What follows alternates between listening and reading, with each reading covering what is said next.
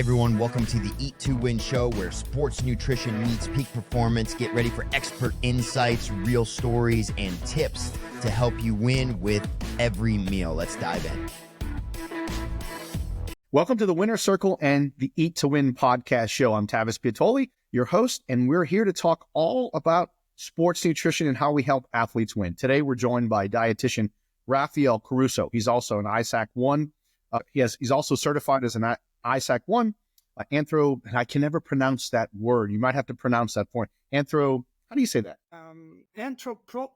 Prometric. I don't know what. Anthropometrist. Yes, that's like the one word I can never I don't know why. You have to say like you spell every syllable of that.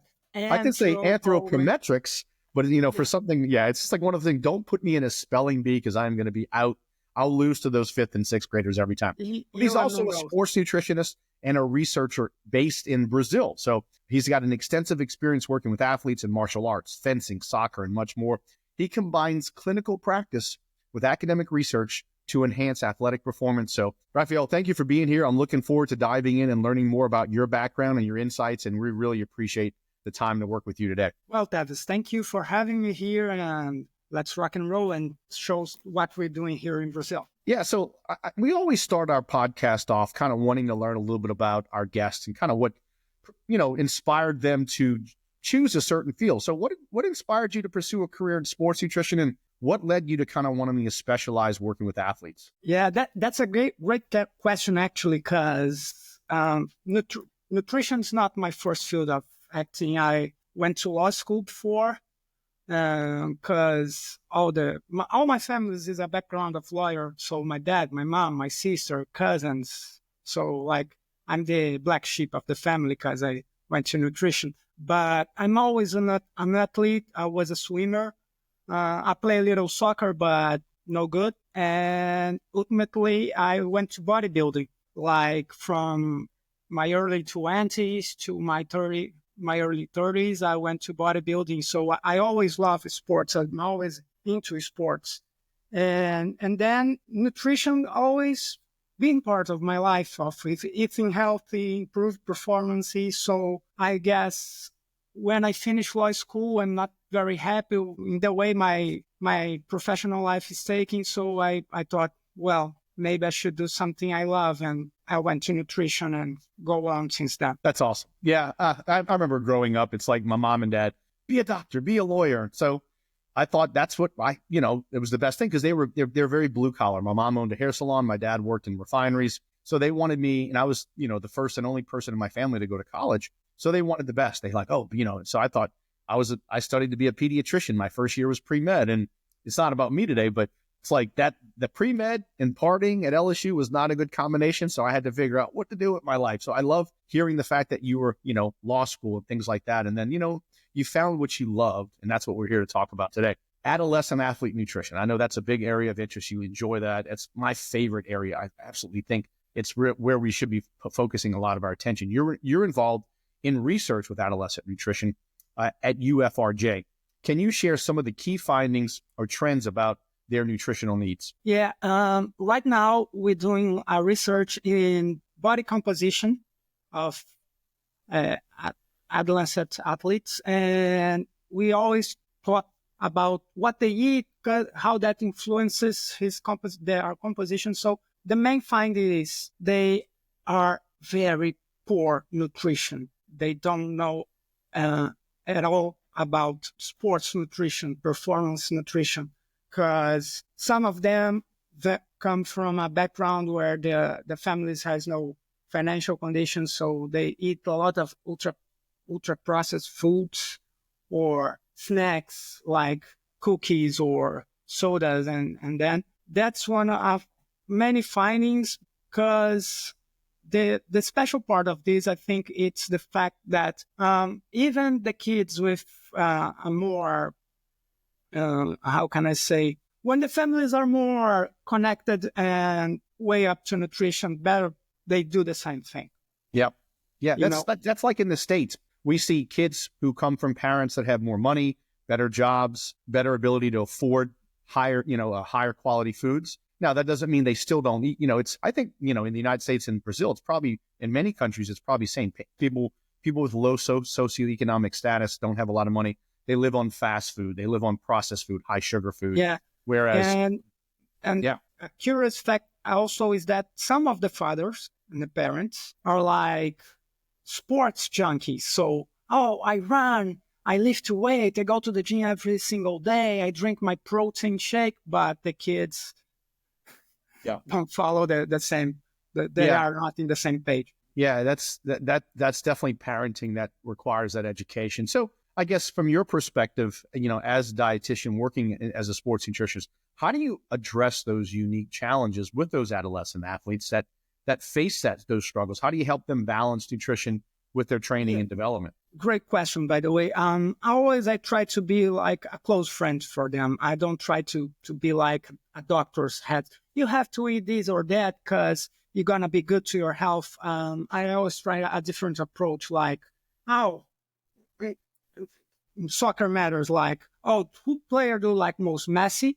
Do you want to play like Messi? So you have to eat your carbs, you have to eat vegetables, you have to drink protein before and after practice. So I'm trying to show them that those guys are not only talent or are not only physical capabilities, but they have to eat and they have to eat well so they can perform well. Because here in Brazil, for example, the soccer season is like a year long. It starts right now in March and we go to like early December. So it's like 10 months. Right. Yeah. And you go back, you look at soccer and you look at the legends of soccer from Brazil, Pelé, right? But back then, nutrition really wasn't a big topic of conversation in the 70s and 80s like they are now. Now it's the game changer. So is it, who's the number one player? Is it Ronaldo? Yeah, here it's Ronaldo. And a lot of kids probably look up to him and say, what does he do to take care of his body? Unfortunately, it's like, right, the athletes in the States, whoever that is, if it's LeBron James or if it's, like you said, now in France, it's Mbappe. Mbappe. Yeah. So, in the soccer world, and now we have a kid in the States, I think he's 14, that's pro. It's like, wow, how in the world is a 14 or 15-year-old kid playing pro ball? But like you said, young athletes don't take their nutrition very seriously. What are some of the foundational nutritional strategies or principles that you try to recommend to these young amateur athletes that are looking to improve performance? What are some simple things they can do? Yeah. Oh, that's great. First things first. Food always comes first. If you can take supplements, you can take dietary supplements, but if you don't eat, it's the same as nothing. So food comes first. You have always to be hydrated because in practice or competition, you want to sweat a lot, even in the cold weather, because you run like crazy for like 9 minutes in soccer. In fencing, for example, the guys wear all the clothes that is very hot. I tried like 2 weeks ago, I tried to wear fencing suits. Man, it's like you are in a sauna. Yep. So, yeah. So are there certain foods, like you might say, all right, if you're looking to correct an athlete's diet and you're evaluating their diet, are there certain things, like little simple things you try to recommend to them? Hey, switch this out for that. Yeah. I always tell them to eat your daily share of fruits, eat your daily share of vegetables. I like to tell them that nothing's forbidden. If you want to eat a burger. But if you can prepare the burger instead of going to fast foods, it's a lot better. So back up, bring the grind meat at home and make the burger with some salad, some lettuce, tomatoes, onions, and you do well, and you can eat your burger. It's not your problem, but you have to eat mainly fruits, vegetables, and carbs, because you have to recover from your practice. You have to recover from your games, and you need these vitamins and minerals and the energy that carbs provide so you can do it better. Yeah, we have a close friend here in Louisiana. He's from Brazil. He goes back and forth to Brazil quite often because his wife is there, his son is there, but his daughter's here at school, in college. And I know that Brazil, from what I've learned, it's a big beef, a lot of meat, correct? Yeah. Because he's always like, come over, I'm going to make some Brazilian steak. He's going to flavor it a certain way. And I'm like, wow, that stuff is phenomenal. I could probably eat that every day, but it's probably not ideal to eat that much volume every day. But I'm sure it's it's probably another area like you're like, all right, beef's great. It's got a lot of nutrients, but maybe is it not every day? And I know we're not talking too much about beef, but I just know that's part of the culture. No, but that's a great point of view, because you have to eat your meat, but sometimes you have to teach them to know, now it's time to eat a red meat. Now it's time to eat white meat. You can eat a steak tonight because you came from a game, you're very tired, you need to recover, so a steak it would be a good choice.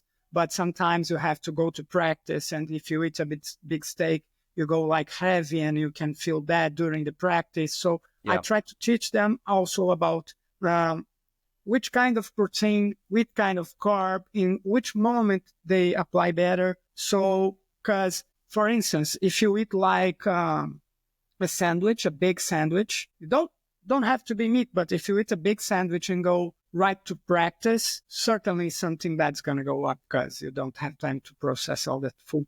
But sometimes if you eat just a fruit like a banana or an apple, that's great. Yeah, I love that. I love that approach. That's good. Now, you work with a couple of different sports, and they're all really unique, right? Martial arts, fencing, soccer. I mean, you probably couldn't get two different types of sports on the landscape of just athletic performance when you look at fencing versus soccer. So how do you tailor the approach to nutrition when you look at those sports? Is it the same? Is it different? How does that work with you? Well, that's an interesting point, because I went to all these different backgrounds and all these different sports, because I'm doing that in a private practice. So it's in my practice, it's in the lab, because when we do the research, we receive some gymnasts, martial arts, fencing, soccer, basketball, and balls. We came from very different backgrounds, from very different sports. So to tailor, I always try to know better about the sport.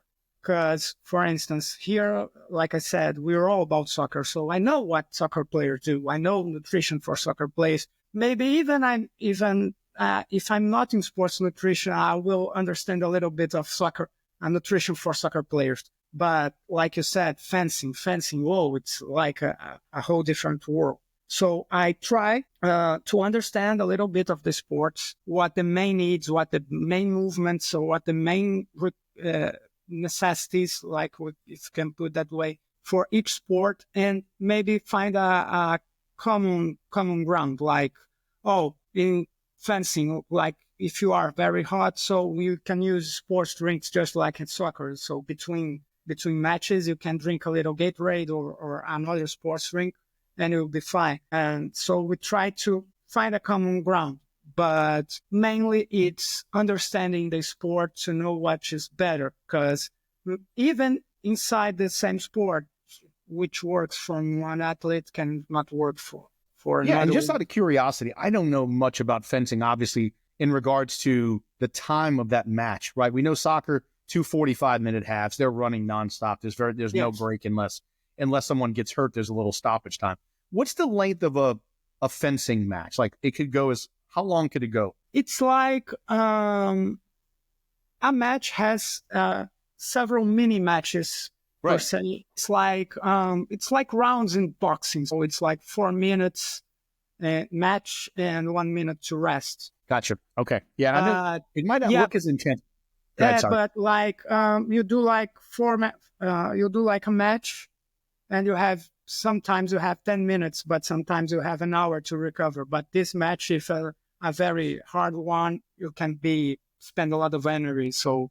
Right. And like you said, they're wearing a lot of equipment, and it's kind of hot. Yeah, because the equipment, some movements are very explosive. So sometimes the guys jump to attack the opponent. So you need a lot of energy, a lot of strength to throw that blow in. So sometimes you spend a lot of energy in just 4 minutes. It's like some, if you can compare, it's like so in the martial arts, like the UFC. So 3 minutes, 5 minutes that you are very intense, and then you stop for a while and go back, and so on and so forth. Yeah, you can see like in martial arts, or especially in like UFC, there's a lot of fatigue as they're just kind of holding each other just to kind of catch their breath and recover. Yeah. It's difficult. Yeah. Awesome. Stay with us as we take a short break to thank our sponsors. You're listening to the Eat to Win podcast with your host, Tavis Piatoli.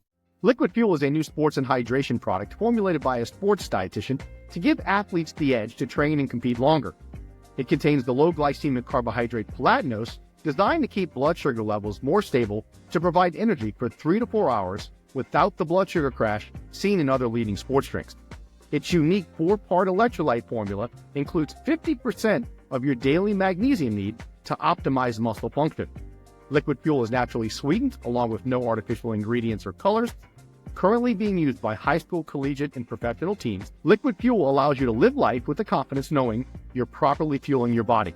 Visit drinkliquidfuel.com and use the code MSD10 to get 10% off your offer. All right, welcome back to the Eat to Win podcast, where we're talking with Raphael Caruso, sports dietitian, about sports nutrition strategies for athletes at all levels. Let's dive right back into this discussion. I want to kind of move into like things around supplements. I know I'm like you. I'm a food first sports dietitian, but there's a place for supplements at some point, depending on who that individual is. You mentioned a little bit about supplements earlier as an area of interest, but can you explain the role that supplements could play in enhancing athletic performance? Yeah, I think the supplement, it's like the game changer. But one warning to that, you have to need it. So if you eat well and you are amateur athlete, maybe you don't need supplements at all. But when you go to a pro level or a more elite level, supplements, it's what they change your game. Like this, for instance, you have to recover from long sessions of practice. You have to manage your immunity so you don't get sick or you don't get very much fatigue or have a lesion or so. So I'm very fan of supplements that can help you recover, like creatine, protein, some vitamins and minerals. I'm also good at, but mainly I use supplements that are approved for IOC. So yeah, we want to make sure that third party certified, tested. Yeah. Because right now we live in a time that every single day comes out a new dietary supplement. Oh, you have to take this, you have to take that. If you take that, it's better than your protein. You have to take half of the dose and do double the effect. You have to take this pre-workout so you can improve like you're gonna be a beast. So, but not every single time this works. Sometimes it's just a placebo effect talking. I mean, in young athletes, out of curiosity, do you see a lot of young athletes in Brazil? Like here in the States, we have a lot of young kids, high school kids, drinking energy drinks, taking pre-workouts. Is that kind of similar? Do you see that in Brazil as well? Yeah. Especially in soccer, because somebody takes, so they take too. Here, it's like that. It's like, oh, if Messi does it, I'm going to do it. If LeBron does it, I'm going to do it. Oh, my God, LeBron use like a dozen eggs a day in the breakfast. So I'm going to eat it a dozen eggs a day at the breakfast. So LeBron takes this kind of protein shake. So I'm going to. So, but they doesn't even know if that really works for them. Yeah, you're right. It's like if you say... I'm right now working on a paper about that, because in this research that we did, like 80% of the kids took supplements, but almost 95 doesn't know for they are taking these supplements. That's awesome data. Yeah, 80% are taking, but 95% don't know why they're taking it.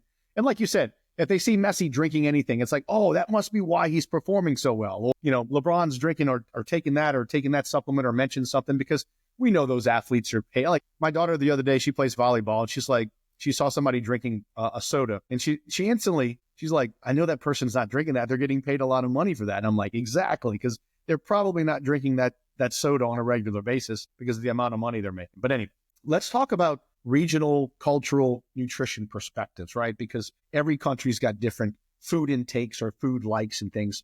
In Brazil, how do those cultural and regional food preferences kind of shape some of the nutrition strategies that you create for your athletes? Yeah, sometimes what happens is we have to manage to make things work. So here in Brazil, a cultural food from the north part is tapioca. So sometimes at breakfast, the kids prefer to eat tapioca instead of bread or instead of other carb sources. Sorry.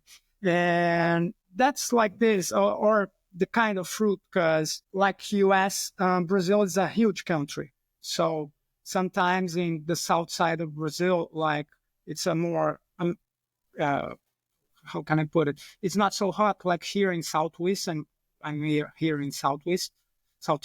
So here in the summer, it's like very hot, like I told you before. So some fruits like strawberries, blueberries, raspberries, this kind of fruit doesn't come so often. Those don't come in so easily. But in the south, that works great. North, some fruits that are very popular here, like acai. Yeah, so sometimes in north side of the country, they eat acai like a meal, like in lunch with rice. But here, like but it's the fruit, not that, because you can eat the fruit, acai fruit, or you can make like a shake with the pulp, and so that's what we eat here. So that's a more sweet side of it. Oh, keep going. Sorry. Yeah, I was going to say, no, my daughter, we had a volleyball tournament last weekend, 3 days in a row. And the place where we were performing, or where her competition was, they were selling an acai bowl. And she's like, Dad, I want that. I was like, look, it's probably got a little more sugar, not the acai, but some other stuff they put in there. It had some granola, it had some berries, and some stuff that had really good recovery. But I was like, all right, after a couple of games, that's a good place to have those extra carbs. And I mean, she loved it. They had some peanut butter in there as well. So yeah, it was really good. I'm glad you mentioned it. Yeah, about the acai, it's interesting because it's a source of fat, but it's a good kind of fat. So if you have to eat it and you need your energy, you need to recover, like you said, a little bit of acai, a little bit of granola, some berries. Whoa, that's a great recovery, post-game recovery meal to do, because you don't have to eat that much and you're going to restore that. But you have to take care. You have to look out, because sometimes these kinds of bowls comes the acai with a lot of sugar. So excellent. Yeah. Let's talk about your work. You balance clinical practice and research, which I find, especially I'm a research person in regards to, I love reading just new studies on different topics around nutrition. You divide your time between that clinical practice and research. How do these roles complement each other in the way you work with athletes? Well, like you said, they complement each other. So sometimes we think in some theories at the lab, and I try to put on a patient to test it out, because sometimes you just have to need it. So sometimes you learn some new form of taking the body composition. Oh, let's try this one, because sometimes it's take a little less time, and you go to use some equation instead of others. So when you do this research, I always try to bring the research to the practical side of it. So sometimes what I propose to my patients, grown-ups, adolescents, or whatever, it's like that. Oh, I'm studying a new form of caffeine. Like 2 years ago, I tried taking caffeine as a gummy caffeine, so you can took it, and a lot of caffeine in a small amount of gummy, and you take it and you go, maybe that improves your performance. So we found out it's that the flavor was not so good, because it's a very strong flavor of coffee, and as the concentration is a lot smaller. Yeah, because everybody wants those gummies to be like candy, right? They want that.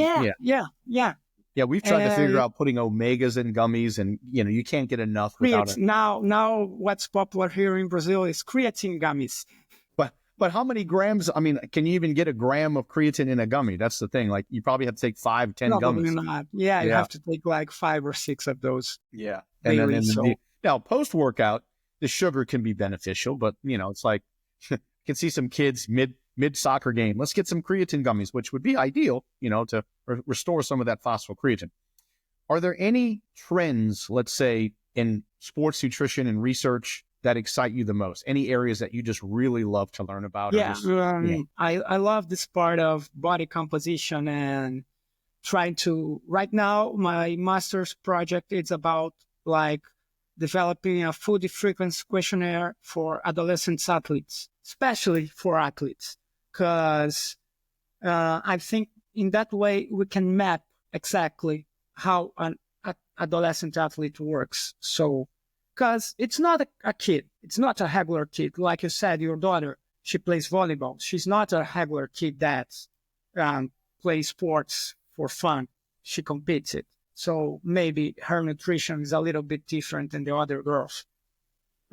So I'm trying to make that because I found that there's a lack of literature about adolescents and about adolescents and athletes. But the trends I mainly now focus after that, I mainly focus to some supplements that I found that works good with some cases like theacrine. Theacrine is similar to caffeine, but no side effects to the caffeine. So maybe for people who are less tolerant to caffeine, theacrine maybe works out a little bit. So I like to pursue like that. What's outside the box? What can we do outside the box to help? But creatine gummies now, actually, it's a trend that I'm trying to look more because like you, I don't know how you can fit like a gram of creatine in a gummy, or if you can take a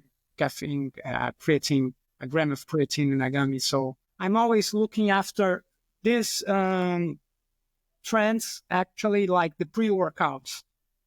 Like 2 days ago, I'm with a patient. Oh, I'm taking a pre-workout, and I was, which one?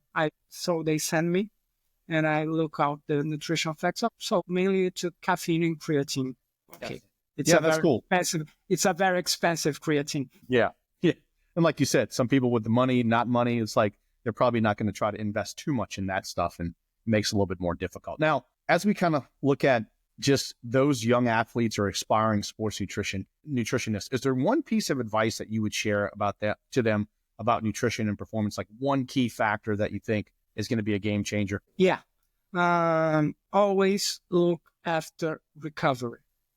So, after a game, after a practice, try to eat the best you can so you can recover that amount of energy you spent. Because if you don't, you can always maintain the same high level of quality of your work, because you have to be full of energy. You have to be prepared. So sometimes the kids just play a game and doesn't want to eat, or doesn't want to take a shake or acai or whatever. But if they don't take it, the next day they are more fatigued or with sore muscles because they do a lot of effort. So always remember, guys, recover is part of the training. That's it. I love that, because a lot of these kids and athletes in general are not thinking about how long the season is. And I used to try to tell them, look, you want to try to perform at the last game like you did the first game. You want to have the same amount of energy. And like you said, recovery. If you don't recover, if you don't rest, if you don't eat well, then your body's just going to be inflamed and tired and fatigued. So I love the fact that you really focused on recovery, because that's an area people neglect so much.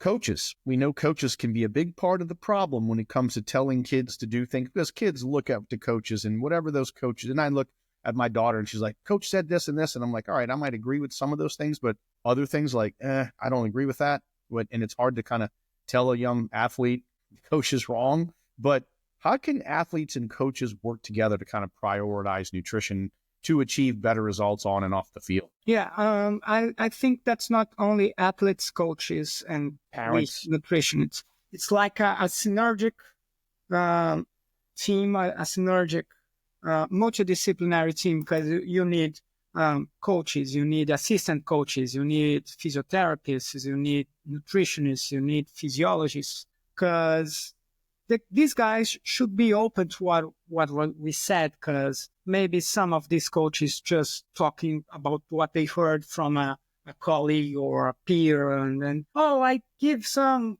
caffeine to my guys pre-game and it works great, but it works with that guys, but will not necessarily work for your crews. These guys have to be open to hear what we have to say. And okay, they can express their point of view, but in my case, when I talk to the coaches, I try always to show them, look, if you go in that way, we're going to do better than we did last time. So I try to keep this open doors policy with the coaches. And I have to talk to them a lot. If you have my number, call me. Any problem, you call me. Or if you want, I go to the practice and we see what we can make. So I think that like a synergistic crew, a synergistic athletic department, and we have to talk every day about everything, because maybe, like you said, the point of view of the coach maybe makes sense. But yeah, it's important, like you said, to have that good working relationship with that coach, because it's only going to make the athlete and the whole outcome of the result so much better. I've seen some coaches and medical staff, sports med staff, not just get along, strength and conditioning, and it just really makes it a difficult relationship. A couple of more questions, just last two questions. You talked about recovery as being a key piece of advice, but is there one key takeaway, Raphael, that you would like our audience to remember about sports nutrition and its impact on performance? Yeah. I think the main takeaway is, guys, always food first. Even if you're talking about practice or recovery or anything, always food first. Because if you don't, like I said, if you don't eat, you don't perform. If you don't eat, you don't recover. So if you guys can, you like teenagers or even you guys that are older, but if you don't eat, your performance is going to get down. So yeah, it's the catalyst, like you said. It's the game changer. Without fuel, doesn't matter how much you train, lift, practice, sleep. We live in a time about all this fasting stuff, this low carb stuff, but yeah, there's too many influencers in the world that everybody's an expert, and it's all about personal experimentation. Now we have people trying to live to 200 years old, and it's just kind of funny. But yeah, I mean, it's just, unfortunately, all we can do is just keep trying to provide evidence-based education, and hopefully we get those people to trust what we have to say. Last question.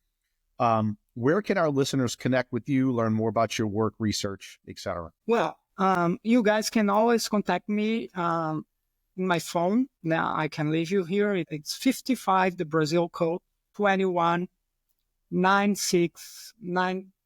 Oh, I forgot. What about an email? Do you have a good email? Oh, yeah, that's great. That's because I guess people in the States probably might not be like, hey, let me call Raphael. All those numbers, and I go. So, like, my email, rcarusonutrisport at gmail.com. Or you can find me on social media at NutriCaruso. Okay. Are you on, is it Instagram? Is it Twitter? Instagram, Facebook. Okay. Yeah, we'll have that in the show notes so people can connect with you. So anyone listening in Brazil, South America, or that just wants to connect with Raphael, by any means, please reach out. It's always great to have regional, global connections for those athletes that want to connect. We're not done because you don't know these questions. I have two questions for you that have nothing to do with today's topic about nutrition. It's just fun stuff that I'm going to make up. It's just some things that I don't tell the host or the guest.